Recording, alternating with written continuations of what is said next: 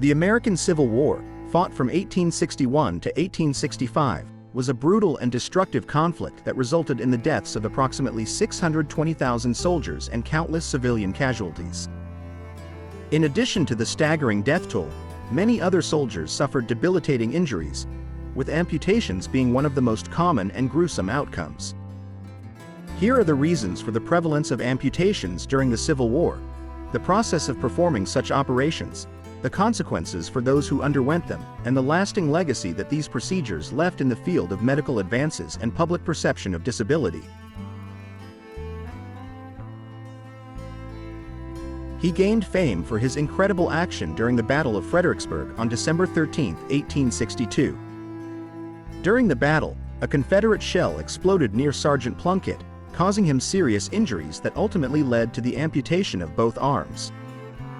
Despite his injuries, Plunkett managed to save his regiment's flag from falling into enemy hands by holding it close to his body until help arrived. Richard D. Dunphy was a coal loader in the U.S. Navy during the American Civil War. He was seriously wounded at the Battle of Mobile Bay on August 5, 1864. The battle was an important naval engagement in which Union Admiral David G. Farragut led his fleet to capture Confederate-held Mobile Bay, a key southern port. Dunphy's Medal of Honor recognized his gallant conduct and devotion to duty during the battle. Private Lemon was wounded in the leg during the Battle of the Wilderness in 1864. After being wounded, Lemon appears to have had significant difficulty obtaining proper medical care. Many soldiers faced delays in treatment, infections, and other complications that sometimes led to amputations. He served as an officer in the Union Army during the American Civil War. He held the rank of colonel when he was wounded on the first day of the Battle of Gettysburg, July 1, 1863. Fairchild's left arm was severely wounded during the battle and had to be amputated as a result. Despite this life-changing injury, he showed remarkable resilience and continued to serve his country in various capacities after the war. He faced a life-changing challenge during the American Civil War when both of his arms were amputated.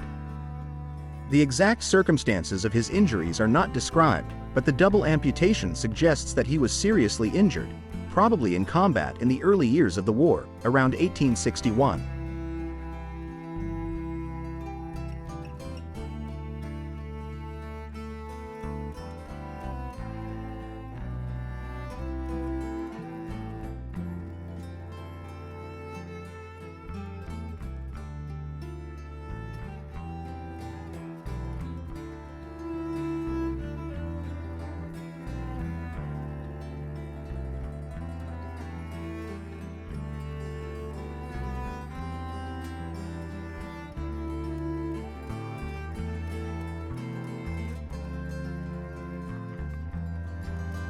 He served as a coal loader in the U.S. Navy during the American Civil War. In 1864, Dunphy suffered serious injuries. Coal handlers such as Dunphy played an important role in maintaining ships' steam engines by throwing coal into the boilers. These workers worked in harsh and dangerous conditions, with constant risk of injury or even death. He served during the American Civil War. At some point during his service, he suffered injuries that resulted in the amputation of both legs. By 1890, January had been fitted with prosthetic legs, which helped him regain mobility and independence in daily life. He served in Company F, 97th New York Infantry during the American Civil War. Unfortunately, specific details about his experience or the circumstances surrounding his service are not available.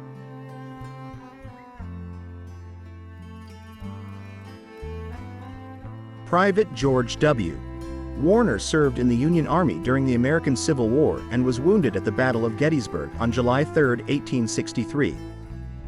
The Battle of Gettysburg was one of the most important and deadliest battles of the war, with more than 50,000 casualties in just 3 days of fighting. He was a Confederate soldier. He lost an arm and a leg in separate battles, but continued to serve his cause despite these life-changing injuries. Nichols began his military service as a second lieutenant in the 2nd Louisiana Infantry. In June 1862, during the Battle of Seven Pines, also known as the Battle of Fair Oaks in Virginia, Nichols was severely wounded, resulting in the amputation of his left arm. Despite this serious injury, he returned to active duty. In May 1864, Nichols faced another major challenge during the Battle of the Wilderness, a brutal and bloody battle in Virginia.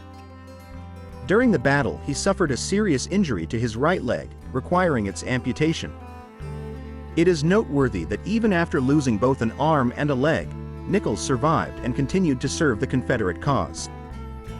He was eventually promoted to brigadier general, becoming one of the youngest generals in the Confederate Army. John J. Long, Walter H. French, and E. P. Robinson were three veterans who served during the American Civil War. Long, French, and Robinson were among the countless men who demonstrated bravery and commitment to their respective causes during the war.